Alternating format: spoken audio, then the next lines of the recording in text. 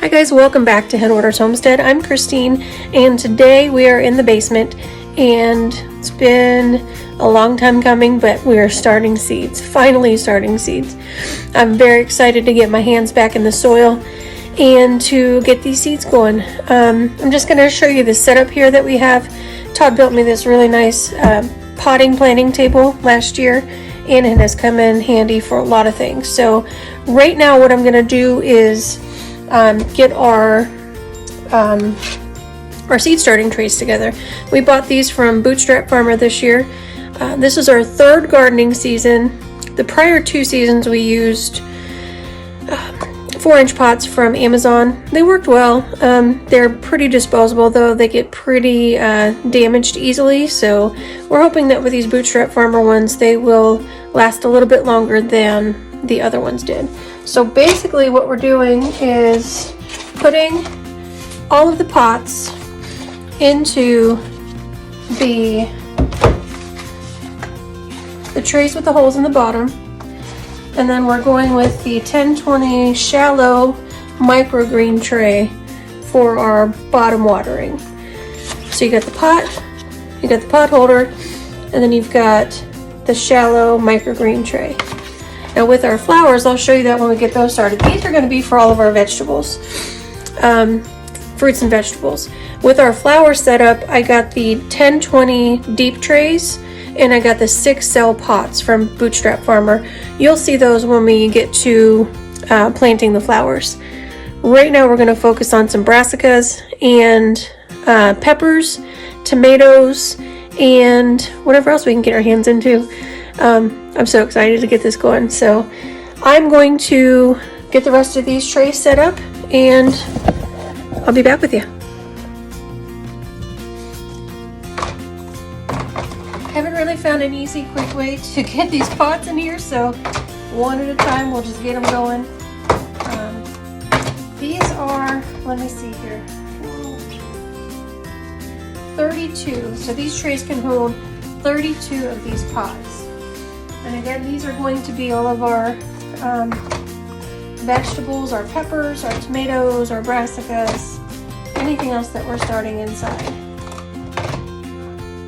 In years past, I got a little too happy about peppers and tomatoes, and I started way too many. I'm going to try to rein that in this year. No promises though. Todd is actually going to build us 2 more raised beds this year, so we can expand a little bit, but not too much more.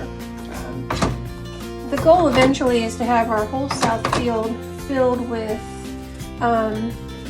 raised beds, some no-till in-ground beds, and I would love to eventually have a high tunnel out there as well. Just to extend our season a little bit, we're in growing zone 6A in Northeast Ohio, so our season is about 172 days-ish, depending on that last frost date. Last year, I believe it was after Mother's Day, we got a pretty heavy snow here in Northeast Ohio, and it did damage some of the brassicas that we had out, but I think overall it helped them in the long run because they turned out pretty good. I was a little nervous though because they were pretty covered over. So let's fast forward through this part while I get the rest of these trays ready.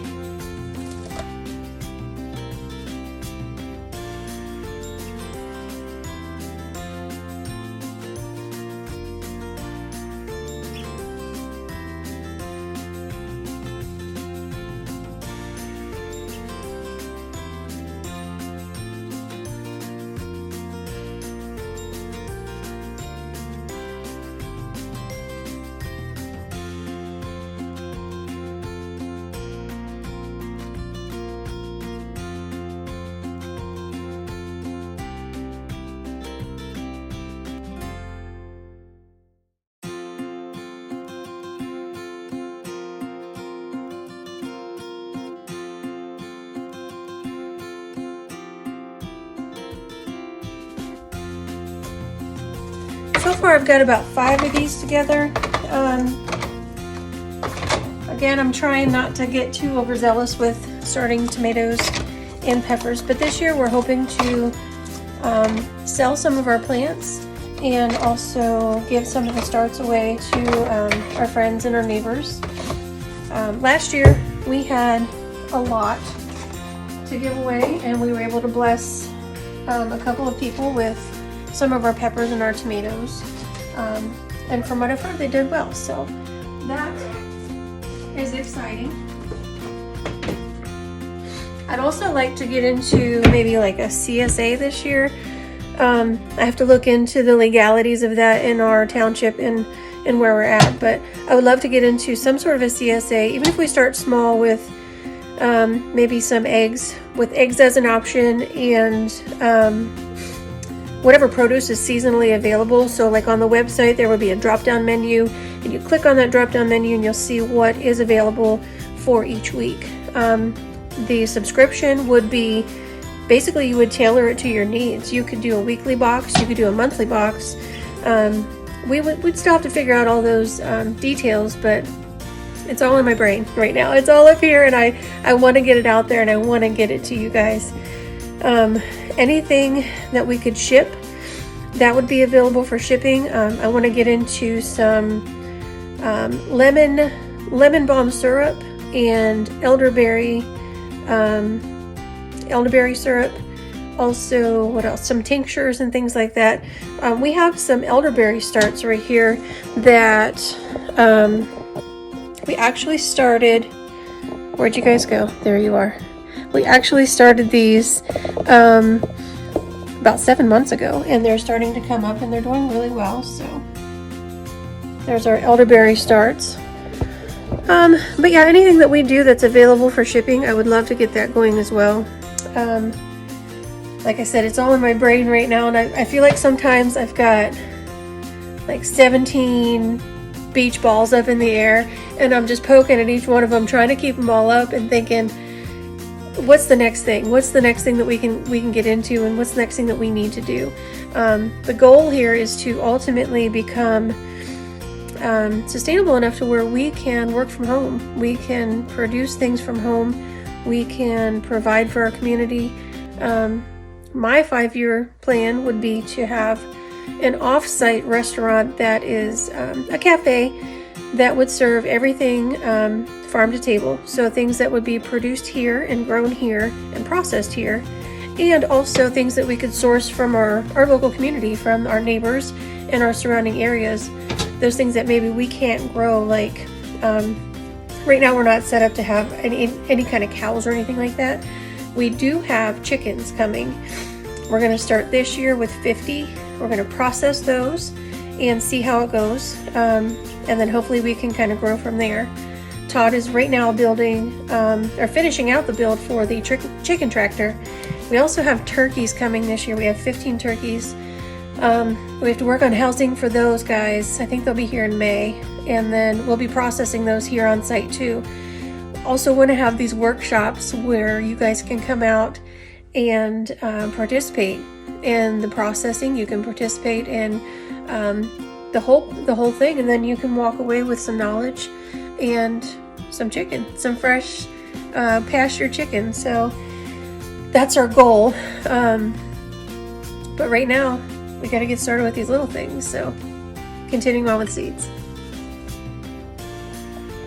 Okay, so I've got quite a few trays set up here and ready to go. I reorganized my seeds by vegetable, herb, and flowers. I've got my markers there ready to go. There is the Bootstrap Farmer 1020 deep trays with the 6-cell pots. That's what we're going to start all of our flowers in. So I've emptied 2 bags of growing mix into this container, and I put about 2 gallons of water in there just to kind of get it nice and moist. I should go through all this afternoon. So that's our growing mix. This just makes it easier for you to get the soil out of your containers into your pots.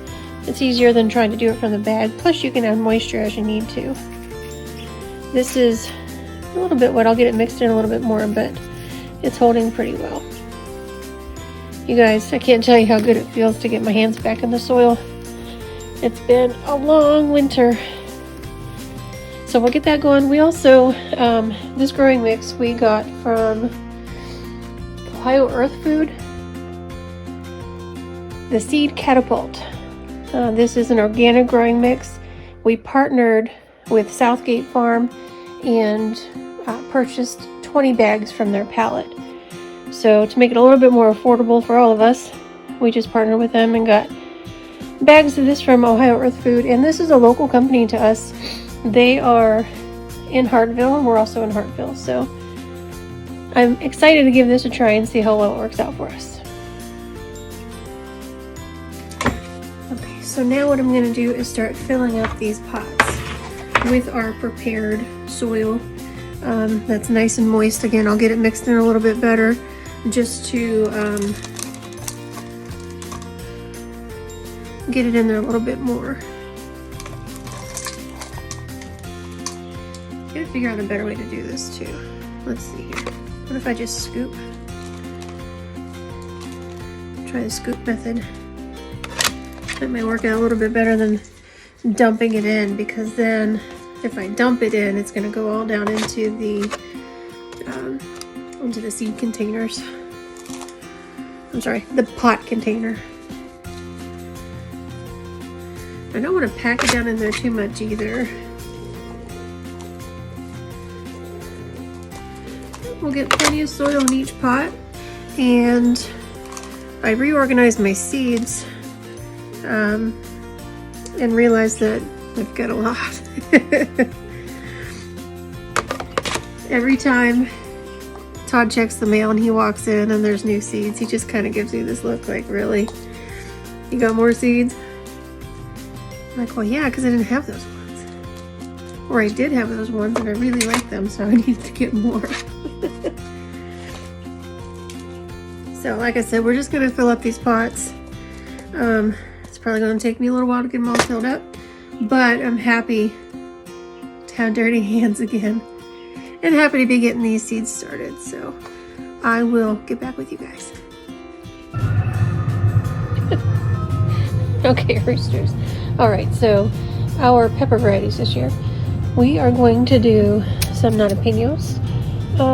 We've not done the jalapenos yet. We did the habanadas last year and they were really, really good. When you eat them, you expect that heat because it has the flavor of a habanada, but the heat never comes, so it kind of tricks your brain. New this year also is Sugar Rush, and last year we tried the aji peppers. They didn't go so well. I'm going to try again this year. We'll see how it goes.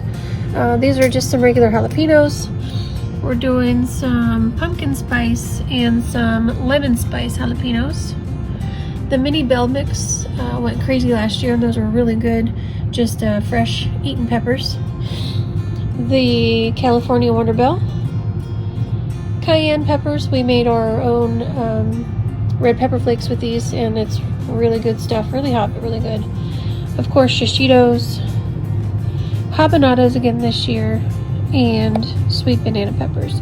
We canned a lot of these last year, and they're really, really good. So, all right, let's get these pepper seeds in.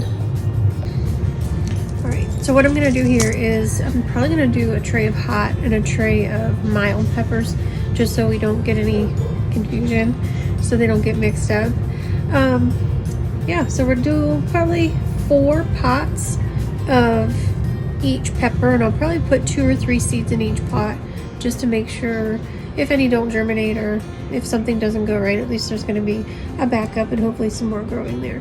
So I think we're going to do the, what is this, the pumpkin spice, the lemon spice, we'll do the Sugar Rush, the ajis, and the jalapenos in this tray.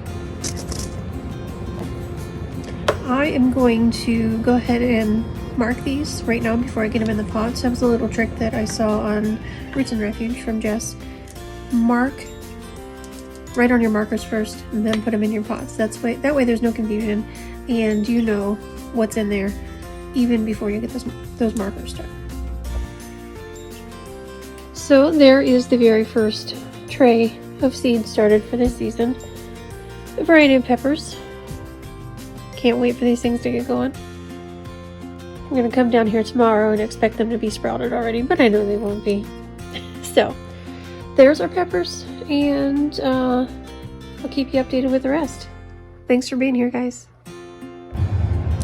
Hi guys, welcome back to the basement, the grow lab, if you will. I just wanted to update on the last video that I posted. This is going to be tagged on to the end of that one, but in going through and getting everything started, I realized that the shallow microgreen trays weren't quite what I wanted for the 2-inch pots. So they didn't hold enough water like the taller pot or the taller pans would. I kind of knew that, but anyway, so I went with, I'll show you guys, I just switched out some of the shallow trays versus the deeper trays, and I'll go ahead and show you what that looks like. So the shallow trays, I went ahead and put the 6-cell pots in those, and that works out well because those 6-cell pots don't sit in any additional containers. So they sit right inside of those shallow microgreen trays, and those actually work out well. Those are all of our flowers. I can't wait for these all to start blooming. So then over here, I took the deep trays with the pot holder and the 2-inch pots. I thought about getting the deep trays for those, but I'm kind of glad it worked out the way it did with the shallow trays for the 6 cells and then the deeper ones for these other pots. So those are working out well. There's our elderberry plants looking wonderful. And yeah, so it's all started here, except for tomatoes. I've got about 100 pots to start tomatoes in. Todd's losing his mind, I think. But I'll wait another week for tomatoes just because the last couple years it's been hit or miss with that last frost date. So yeah, just a little update there because I had originally wanted to use the shallow trays, ended up going with the deeper trays, but it all worked out well. Thanks guys for being here as always. We love to watch you grow.